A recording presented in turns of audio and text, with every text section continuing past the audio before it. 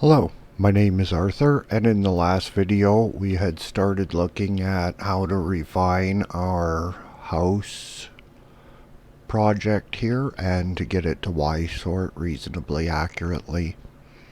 I've gotten it to a point where I'm satisfied with it. It isn't 100% perfect.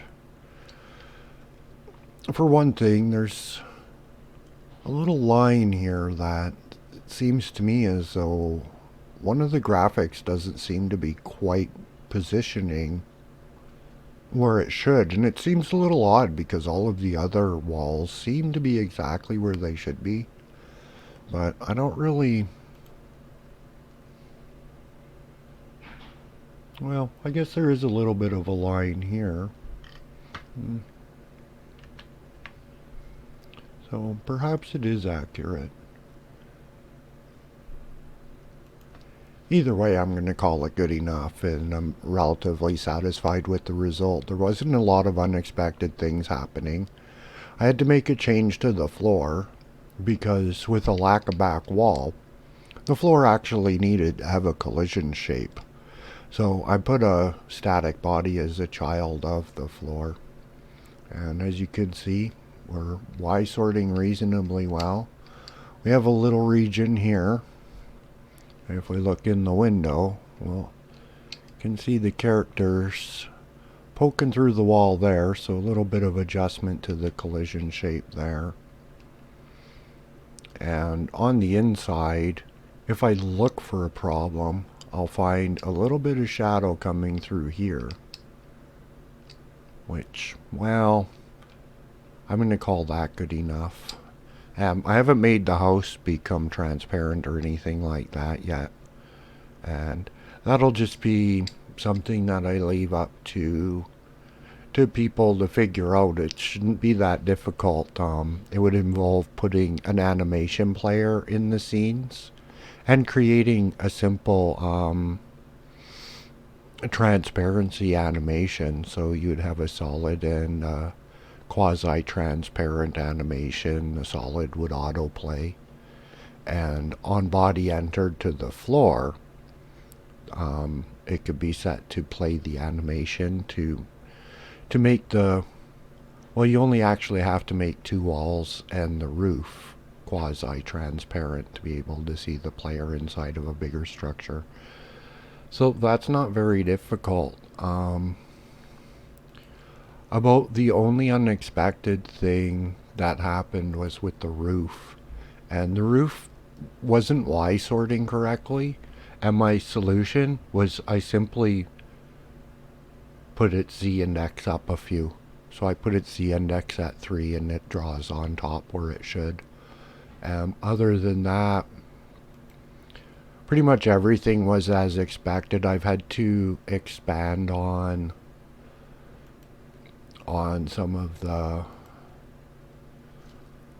collision shapes a little bit further than I expected. And let's see, that was this north wall.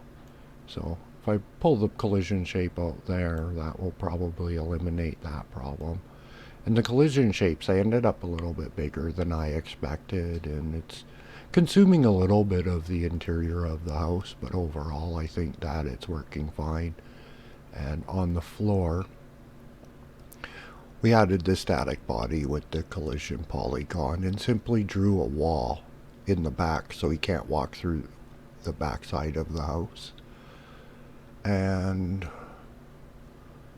let's see, yeah, that's about it. The script, this is it, and maybe there's a smarter way to do the script with less typing. I don't know. Maybe a for next loop or something like that. I'm not sure, but this way works, and it's not really an extensive script, so I'm reasonably happy with that. So I'm going to call that reasonably successful. As you can see, all of the pieces are up here jumbled on the origin. If I move the floor, so let's see, well, we've already seen the house assembled in this location, so this will be a test. We're going to try moving the floor somewhere. And let's see, where can we move the house? We'll just move it down to this corner of the frame, and we'll see if it assembles correctly right here. And there it is. The house will assemble wherever we put the floor, and the script simply calculates for that. Now, in the actual project, it's a bit of a mess. Like, it's not the most happiest way to see it, with all of these pieces to make up a house. Now, I haven't tried to see what happens if I nest this, like in a node 2D, if it's nested and will still Y-sort. I haven't tried that yet, and perhaps I'll try that later, but for now I'm just going to leave it the mess and think about what my next objective will be, what I should try to accomplish next in my game. Well, in my experiment, because I still don't have a game direction. But I hope this was useful and the kind of thing that people are looking for, to be able to make their project work out the way that they're looking for it to work out.